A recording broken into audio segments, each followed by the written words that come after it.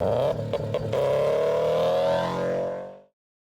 it going, everyone? It's been a minute since I've made a video on the car, so I wanted to update you guys on the things that I've been doing since the last time that you guys saw the track FRS build, and there actually has been a lot of things that have changed, so I want to walk you guys through those and also talk about some good and some bad things that have happened since the last time that you saw the car. Before this video gets started, I do want to make a quick shout out to my sponsors. The link for them are in my description below. I'd appreciate if you guys check them out. There are a lot of cool different companies that make parts for your track-oriented builds to make your car functional and look good and everything in between. So the biggest change since the last time that you guys saw the car has to be in the engine bay, and that's because there is an engine in the engine bay.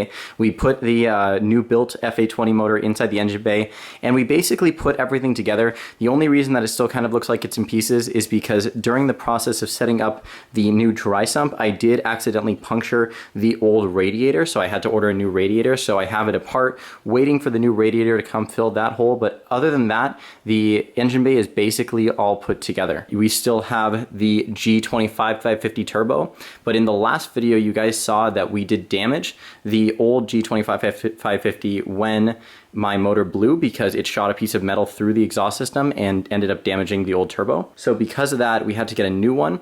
This turbo actually came off of my friend BRZ Dude on Instagram. His Instagram will be right here. But it actually came off of his car because he upgraded to the G25 660 so he could make just a little bit more power. But I didn't feel like that was necessary, so I bought his old turbo off of him. But other than that, the car is really coming together.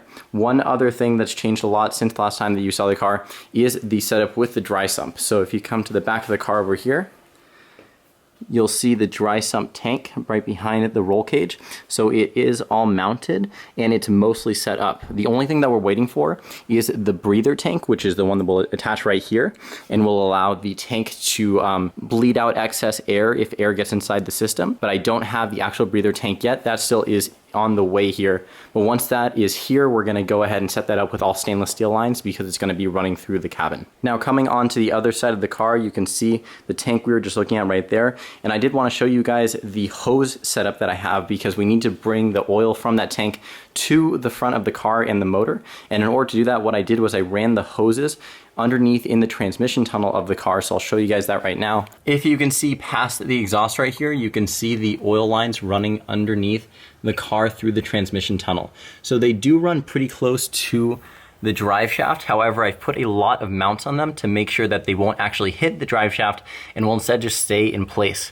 I got this idea based on a lot of other track FRS builds that are running dry sumps. A lot of them run the dry sump hoses underneath the car like this, and it appears that they've had no problems with them.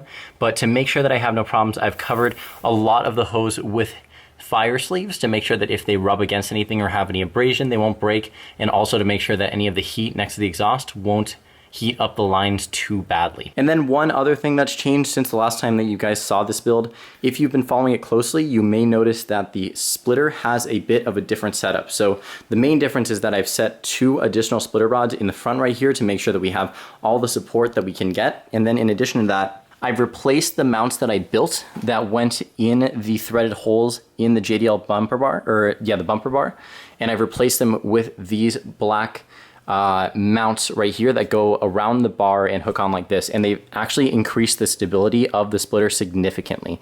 I have one connected on this side and one connected on the other side to just try to give it as much strength as it can get. And since doing this upgrade and also changing the mounting points since the last time that we set it up, the splitter has become a lot stronger and basically will not move no matter how many pressure I put down on it. Coming over to the front bumper, one other cool thing that I did that I just want to show you guys is I did put a NACA duct on this little cover on the bumper, so you can kind of see it. It's black on black, so it's kind of hard to see, but there is a NACA duct here. And then what I did is, if you come to the other side, I installed a silicone coupler that's at 120 degrees, so this way it'll feed the air coming into the NACA duct directly into the intake of the car. So this will act as like a little bit of a cold air intake just to make sure that we're getting as much cool air into the motor as we can get. One of the things that I didn't show you guys, because I'm going to save it for another video, is how I set up the dry sump, because I did have to forge my own path with that, because I had this manifold for the turbo right here custom made by JDL. It was the first of its kind to run a front mount turbo with this dry sump bottom mount setup.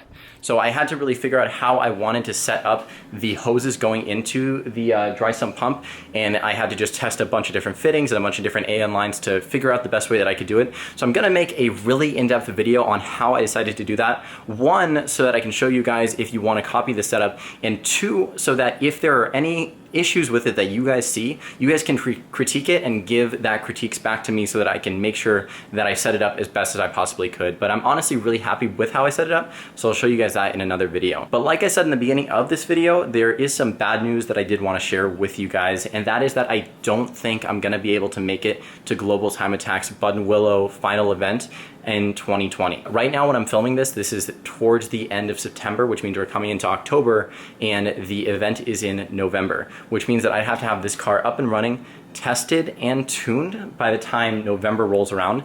And while it may be possible for me to actually get all those things done, like to get the car tuned and also to get like 1, maybe 2 track days in before the event, which this is best case scenario if we don't run into any issues along the way, I don't want to have the car as little tested as it would be at that point, and then basically like break down on the track, spill oil on the track, catch fire, something like that, and ruin other people's day. I'd rather make it so that I have a lot more time to test the car, make sure that it's in the best running order that I can get it to, and then go and compete in that event where I can push the car as hard as I can and not be worried that it's gonna break, where I would be if I brought this to an event after 1 or 2 track days with significant changes that have been made to the car. So that's what I'm thinking right now. This is not set in stone. However, I don't honestly think that we're gonna be able to make it this year. With that being said, I am going to try my hardest to make this a very competitive car for 2021. I'm gonna try to get as much seat time in. I'm gonna try to get this car as fine-tuned as possible, especially since Buttonwillow is so close to me and I can go there pretty frequently, so I can tune the suspension and try to get everything perfectly set up for that track. So 2021, hopefully that's gonna be my year and our year if you continue to follow this build. So make sure you guys subscribe, follow me on Instagram. If you guys have any questions, feel free to leave them in the comments below, or you can message me on Instagram if you wanna talk about this car or about your build. I'm happy to talk to you guys about it. Thank you guys so much and have a good one.